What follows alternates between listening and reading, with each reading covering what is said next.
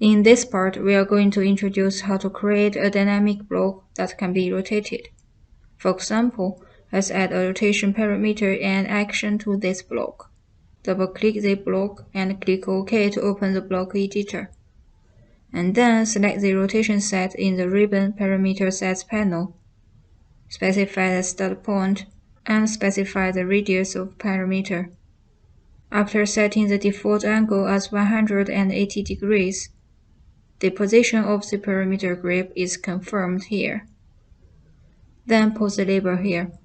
Notice that there is an exclamation mark next to the action symbol, which means the action settings are not finished. So we need to double-click this mark, select Objects, and press Enter. Next, let's add a rotation parameter and an action to the block separately.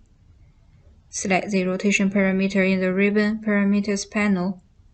Specify the start point, specify the radius of parameter, set the default angle as 0. The position of the parameter grip is confirmed.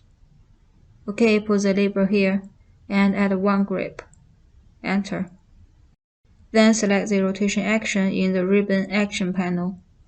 Click the parameter and select the objects. Press Enter. And put the label here. OK, close the block editor. Yes.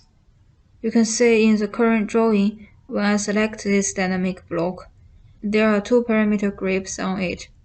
Click any one of them, move the cursor,